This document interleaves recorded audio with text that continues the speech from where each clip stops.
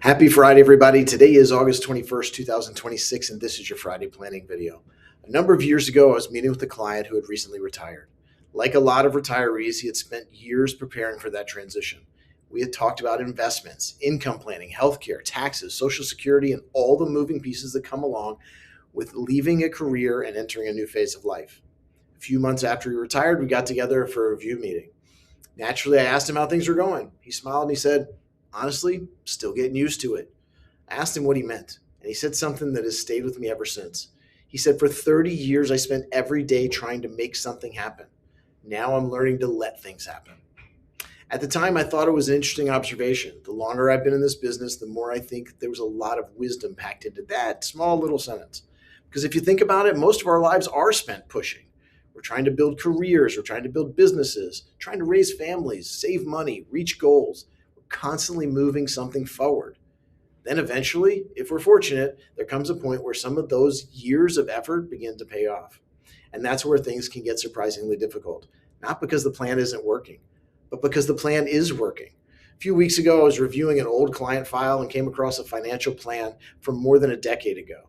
As I looked through it, I found myself remembering those meetings. Back then, there were all kinds of questions. Would they be able to retire when they wanted to? Would college expenses create pressure? Would they be able to maintain their lifestyle? Would the plan hold together over time?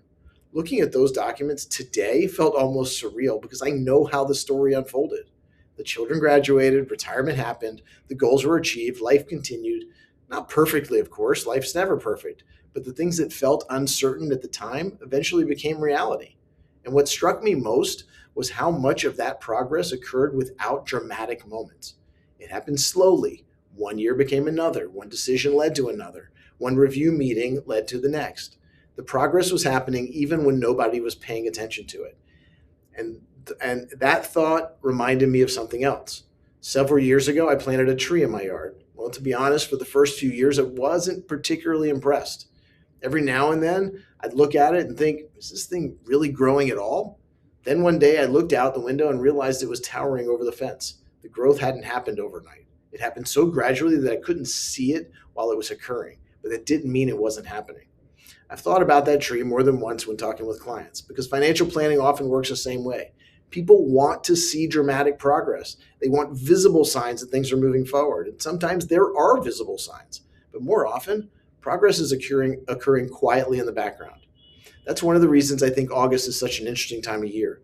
The summer's beginning to wind down, people are returning from vacations, kids are getting ready to go back to school, the pace of life starts picking up again.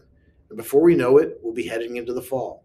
It's a natural time to look around and ask whether we're where we thought we'd be, whether we're making progress, whether the plan is working. The challenge is that many of the things that we care about most don't provide immediate feedback. You don't build a strong retirement plan in a month. You don't build financial independence in a year. You don't create flexibility and freedom through one great decision.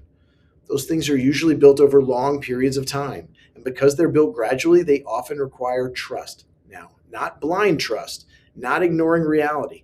Trust in the process, trust in the decisions you've made, trust in the habits you've developed, trust in the fact that meaningful progress doesn't always announce itself.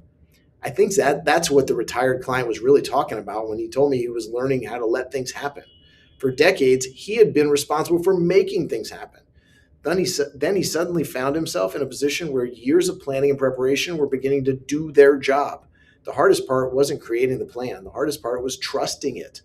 And I think that's true for many people. We spend so much time building that we sometimes forget that eventually we're supposed to enjoy what we built.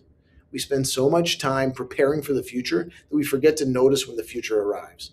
The more I think about it, the more I believe that's one of the greatest goals of planning. Not simply to accumulate resources, not simply to achieve goals, but to create a life where you can spend less time worrying about whether things will work out and more time focusing on the people and experiences that matter most. Last month, we spent a lot of time talking about freedom. This month, we've been talking about trust, and the two are more connected than they first appear. Because freedom isn't just created by making good decisions. It's also created by having enough confidence in those decisions to allow them to work. Now, as we head into the weekend, I do find myself thinking about that retired client again. For 30 years, I spent every day trying to make something happen. Now I'm learning to let things happen. The older I get, the more I appreciate that distinction, because sometimes progress does require action, and sometimes progress requires patience. The wisdom comes from knowing the difference. You want to talk about whether your financial plan is still aligned with your goals and whether the process you've built continues to make sense for the future that you're trying to create? I'm happy to have that conversation. Have a great weekend, and we'll see you next week.